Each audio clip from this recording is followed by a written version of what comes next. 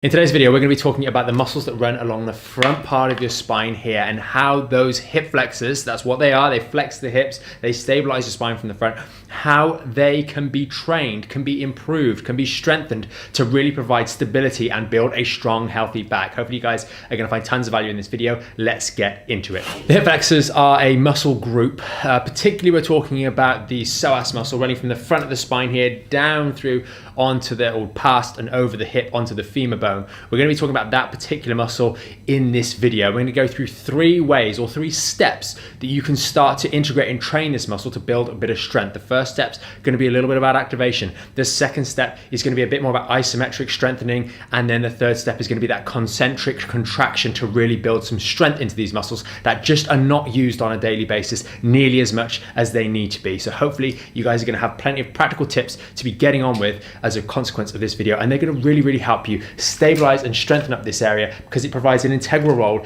in the overall stability of your lumbar spine. Just before we get into it, let's just go through the anatomy in this region and what role those hip flexors are playing in the lumbar spine. Now, we all think about our core, the core that's sort of running around like a corset to provide stability to the lumbar spine and trunk region. We think about our back muscles that run along this part and the erector spinae muscles, the lat muscles, etc. We talk about the glute muscles down here. We don't often talk about the muscles that just plug into the front of the spine and hold it there. The psoas muscle, which attaches onto all of these vertebrae down here and then runs into the hip and just helps us maintain that lordosis and it helps us move the hips, etc. It's an incredibly important muscle, but it's one that's just underused on a daily basis. We spend so much time sitting down nowadays that the hip flexors invariably get disuse atrophy. They're just not used. And arguably, they were never built up in the first place in many of us because we haven't used them. There's not a lot of disuse atrophy to go. They're just not used and they're not strong. And that leads to tightness.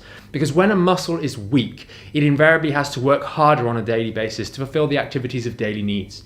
When we're doing strengthening, we're looking to build up those muscles so they're strong enough so that the activities of daily living are effortless for those muscles. They're running at 20% in order to move us around and do all those other sorts of things that we take for granted.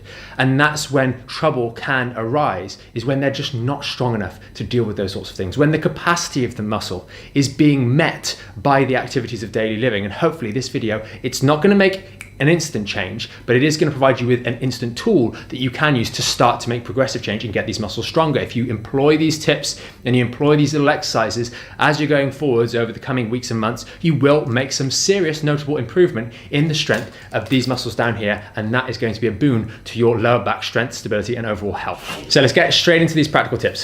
They're going to be three steps. So we're going to go onto the mat and demonstrate all three of these in succession, and we've got one final tip because the third step, if you will, is going to be a bit more active and there's the potential to cheat. So this little bonus trick for that last one is really going to help you engage some other muscles to provide stability so that hip flexor can really be targeted without us rounding our lower back. And quite often with these exercises, we want to make sure we're not forcing it and end up rounding our lower back because that is not something that we want to be practicing at all for lower back strength and core competence. So the very first exercise we're going to be doing here is going to be a simple engagement of the psoas muscle in a very static isometric manner. Now I've got the spine right next to me here, so hopefully you guys can really have this in mind as you're doing this. The main point I want to illustrate here is that on the spine we have the mid back, the blue part, and we have the sacrum, the orange part, touching the ground. We have a nice hollow here. That's natural, that's normal. Now, there might be some soft tissue, some muscle, some fat in this area that's touching the floor. That's okay. We don't want to force our back into an arch, and quite equally, we definitely don't want to be flattening or doing any silly pelvic tucking. More on that. If you've got any questions about pelvic tucks or pelvic tilts, post it in the comments below. But this is a really important position that you want for the next three exercises. Very important. This does not move. So we're going to be doing a core engagement first to provide cylindrical support and stability to the lumbar spine, and then we're going to bring in, using the knee and using the arm, we're going to bring in those hip flexors to start the activation. And this should create a sensation in here, in the groin region, in this region of sort of cramping or tension building up. So, lying on our back, just make my shirt nice and tight so you can see. We've got a hollow underneath the back. I'm just in a neutral position. My spine is in neutral, and that's what we really want to learn. Building strength with a neutral spine. So we do an over-exaggerated core engagement. So nice big breath in, tummy rises, completely disengaged, and then all the way out, everything. Do that one more time. So I moved. So breath in, and then all the way out. Everything's nice and tight now. So all the way around, no pelvic tuck, no movement of the spine, everything is solid. And then we take this arm here, we hold this engagement, and if you struggle with this, there's videos that can help you with core engagement. It's really, really important. Some of you will struggle to breathe and do it at the same time. That's okay, it's just a learning experience, like learning how to walk. Then we take our arm that we're going to be doing on this side, we lock that arm out, nice strong engagement here, and we just bring the leg up and press it into the hand. And hold it there, and you're going to feel those hip flexor muscles in here tightening up. My spine hasn't moved, it's just the hip. Sure, my whole body is moving because I'm doing it a bit aggressively just for the dramatic effect, but if we're going to do it nice and slow, here, lock out the arm, bring that leg up and engage, spine stays nice and neutral, and we do 10 reps or so on each side to really learn to isometrically engage these muscles. Now, on to number 2. Now, maybe on the last one, or on this one, some of you guys are going to be tempted to do a pelvic tuck or a crunch around the back like so. That is a big mistake, do not do that, and again, comment in the comments below if you want the full explanation as to why that's the case, and we do have other videos that explain pelvic tilts and why they're a problem when you're learning to stabilize your spine, because this position, flattening this down, is not helpful when we're upright. It's not good, it's just making the exercise easier for you. So this next one, we're going to do exactly the same as before. Nice big breath in, and then breathe out. Get everything engaged, nice and tight around here. Spine hasn't moved, we've still got a hollow, nice and tight. Now we're going to bring both legs up one at a time. The spine didn't move, it didn't wobble all over the place. It's nice and tight.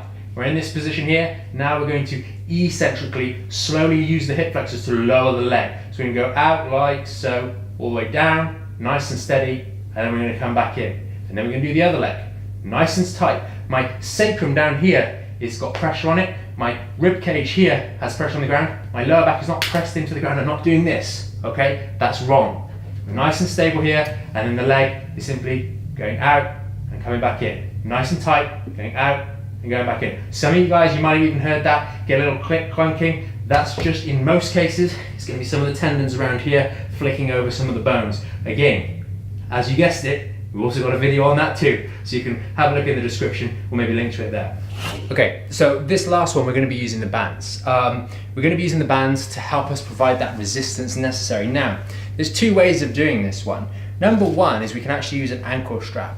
But if you want to get an additional benefit from this exercise, we can actually work our tibialis anterior and just really help the overall strength of the knee and the leg in general, or stimulation of strength, by actually just using dorsiflexion, using our foot, pointing our toes towards our nose and holding it there, and you can see this muscle get engaged. So horses for courses, the option is yours. You can either hook it into the ankle strap, the band, or you can do what I'm doing here. I'm going to do this variation first and then we can go from there. So this exercise here, we got the legs out in this position like so. This is a nice way to do it. So this leg, the heel's just pressing into the ground.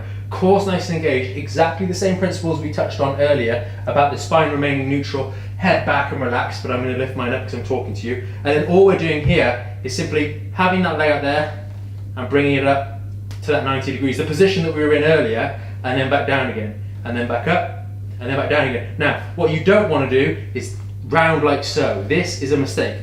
I'm just losing, it's just pointless, okay? So we come here, nice and engaged, chest pop out, and then up and engage. And if you do this enough times, even with a light band, it's very difficult. Now, the temptation you're going to find, and this is where that bonus tip comes in, is as you get tired, or as you're using a band that's too strong, it starts to cramp up, getting a bit tired now already, is you're going to want to do this, and then to get that out, last bit, you're going to round it in, okay?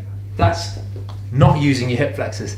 That's just using your abs and using a bit of momentum to just flatten that lumbar spine. It's not helpful. So this brings us into the tip. The tip is to engage all of that posterior chain, use what's called a chest pop to really help all the muscles that are on the back of the spine here engage and hold that spine really steady, so that the temptation to tuck the pelvis into this direction is not going to work. You'll also find it gets a really nice contraction in those other muscles. So what we're going to do is I'm going to swap legs over, give this one a go. I'm going to be in this position here. You might hear a clunk because this one always clunks when I do this exercise. So heel pressing down, hands, the back of your hands on the floor. You want to press them into the floor, and as I'm pressing them into the floor, those of you that have done the chest pop exercise or middle back engagement will know about this exercise. My chest is going to pop out, my shoulder blades are going to come together. So as we're lying down, we press our hands into the floor. That engages our back muscle, engage the core muscles really tight, and from here we then pull in and we really isolate that hip flexor very, very nicely. There's no chance that spine is going to be moving. It's really, really engaged. We're pressing down with our hands, pressing our watch and our arms and our chest out, and doing this all at the same time, getting a really, really nice engagement statically in the back muscles, but also really, really well on these hip flexor muscles here. Fantastic one, you gotta try it. So guys, there you have it. That is the 3 steps, 3 ways that you can strengthen those hip flexor muscles to provide more stability to your lumbar spine. You've got the really basic, you can even do that one on the bed. Number 2, we've got that dead bug, which is going to provide a little bit more strength and stability and challenge while we're integrating some of those other muscles. Don't forget, we want to keep that spine in neutral. We don't want any flattening of the curve, any pelvic tucks of any sort when we're doing this exercise, because that's going to defeat the object of this exercise, and it's going to take some of that strain, some of that challenge off those hip flexors and move it onto other muscles. We've also got that final one where we're using those bands, and we can feed it in by hooking it on the toe. Yes, you might not be very strong in that position, but you can also use the ankle straps if you do find that works a little bit better for you. It's not going to be as challenging in other areas, but it works all the same. If you did find this video helpful and you found that last little tip to really flatten yourself out into the ground useful, then please do let us know in the comments below. Give us a thumbs up to tell us you found this video helpful. And remember, if you want more videos like this on little tips, tricks, strategies on how you can strengthen your spine and other areas of the body, then please do consider subscribing to the channel. And if you know someone else that can benefit from this exercise, then consider sharing that with them too. Thanks for your support, and we will see you in another video.